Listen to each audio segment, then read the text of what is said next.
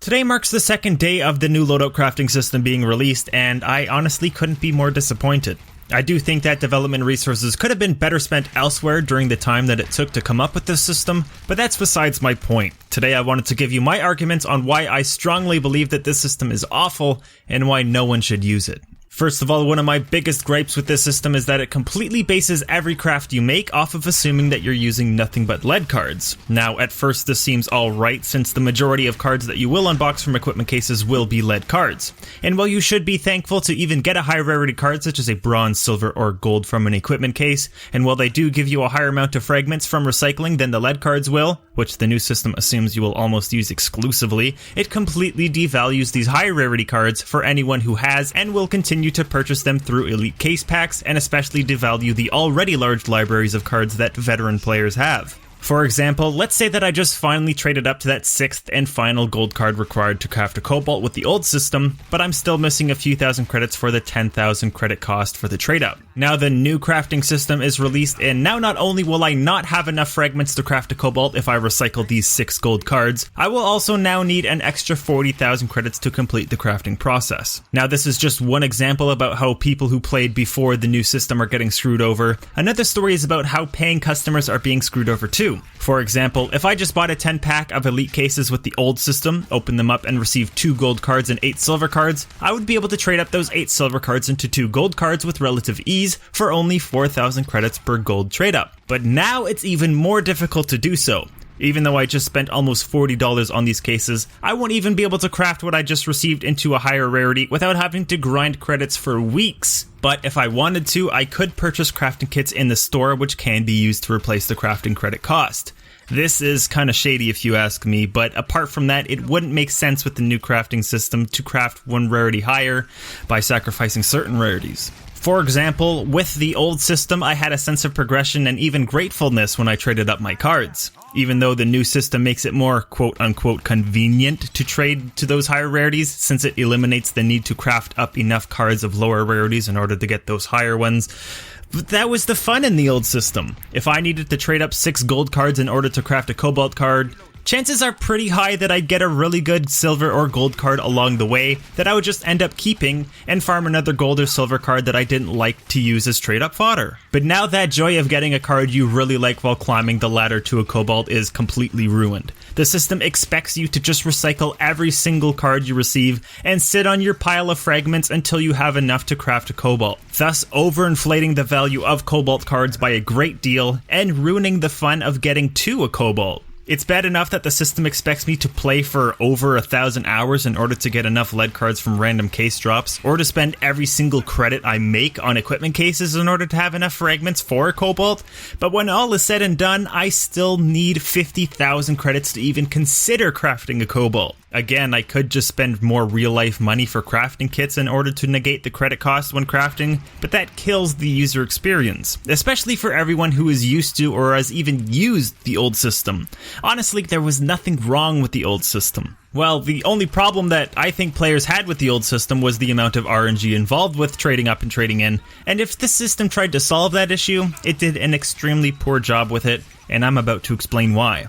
The new system introduced something called weapon kits. These weapon kits allow you to choose a primary weapon for your selected merc and rarity, reducing the RNG chances of getting a loadout you don't want down to a 1 in 3 chance from a 1 in 9 chance. This still doesn't completely remove RNG, which is what people want, for the sake of wanting to keep the cost of cobalts completely overinflated. I think the developers of this system believe that cobalts are worth much more than they actually are, and are trying to keep them as overvalued as possible just to keep players coming back to pay more money or play longer. The problem is, this isn't an MMORPG. I'm not playing World of Warcraft where I might have to return to the same dungeon multiple times in order to kill the same boss for a chance at getting the item that I want. This is a system where I have everything I need to craft what I want, but the game just doesn't want to give it to me. Sure, you can call it self-entitled if you wish, and I won't blame you for that, but this still doesn't change user experience. And continuing with my theory of overinflation, you're required to own 45 weapon kits to select a primary weapon for a cobalt card. Now, a weapon kit is a possible drop from an arsenal crate, and an arsenal crate is a reward for leveling up. We don't have any numbers on the possibility of getting a weapon kit, but let's say for the sake of argument that it's a 1 in 3 chance to receive one from an arsenal crate. That means, if you're lucky, you will have to level up a total of 135 times once you can actually receive arsenal crates in order to have enough weapon kits to craft a cobalt. Now, does that seem logical?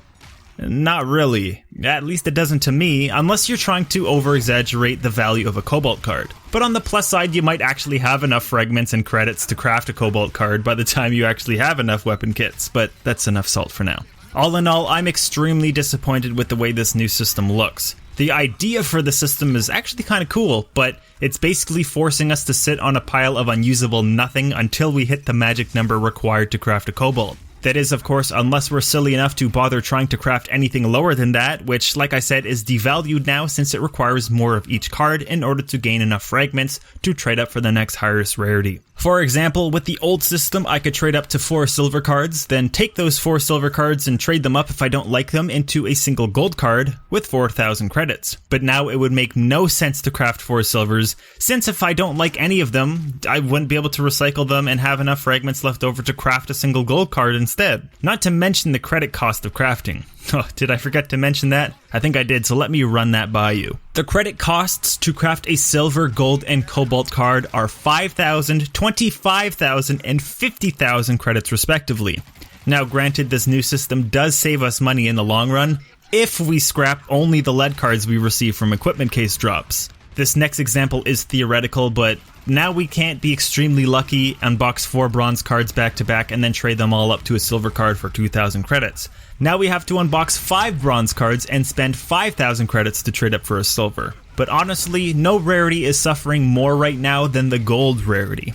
Let's be hypothetical again for a moment and pretend like we've spent an absurd amount of money on 10 elite cases. I managed to unbox 6 gold cards and 4 silvers. Wow, I did really well. Well, while with the old system, I would have been able to immediately take those 6 gold cards and turn them into a cobalt for 10,000 credits, with the new system, I still need 3.2 more gold cards and 40,000 extra credits in order to scrape up enough fragments and credits required to make this exchange. Now, those were hypothetical examples, but I'm sure you understand my point.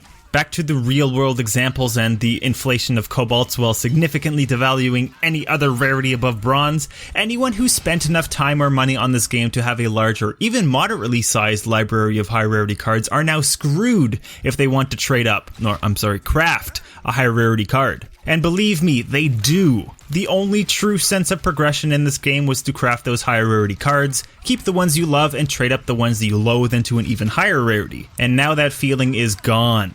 And again, let's use a hypothetical scenario. Let's say a player has 26 gold cards in his inventory, and they only really like 2 of those cards, so they want to trade up the other 24 into cobalt cards. Well, with the old system, 40,000 credits could do that. Bam! 4 new cobalts. But now with the new system, not only will they only be able to craft 2 cobalts instead of 4, with the fragments they'd receive from recycling their golds, that is, and that's including even if they recycled the 2 cards that they wanted to keep, they'd also have to spend upwards of 100,000 credits to complete the trade up, which is absurd. Anyways, if I keep going on about this, I'm gonna start repeating myself, so I'll spare you the trouble of me talking your ear off. So in conclusion, the system expects you to either sit on a pile of undervalued pixie dust until you have enough of it to craft an overvalued card, or purchase a merc with the 50,000 credits you'd save from just not using the system. Because let me be real with you for a minute.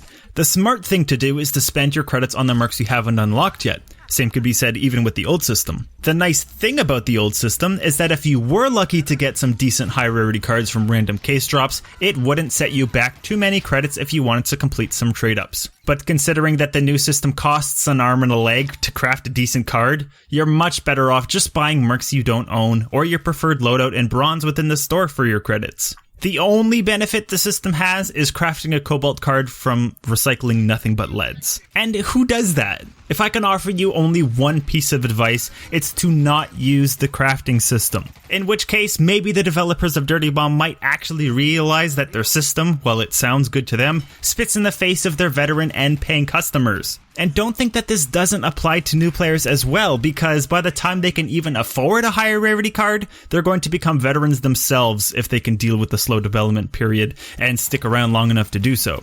Anyways, I brought the salt back there in the end, I'm sure you can tell, but it's kind of hard to hide it when paying and veteran customers have been thrown under the bus for so long just to attempt at cash grabbing from the new players who just don't know any better yet. But that's just my opinion. So that'll be it for this video. I am sorry that I dragged it on for so long, but I'm not sorry for dissing this new system, which it's just not good. I hope you enjoyed it, and I'll see you in the next video.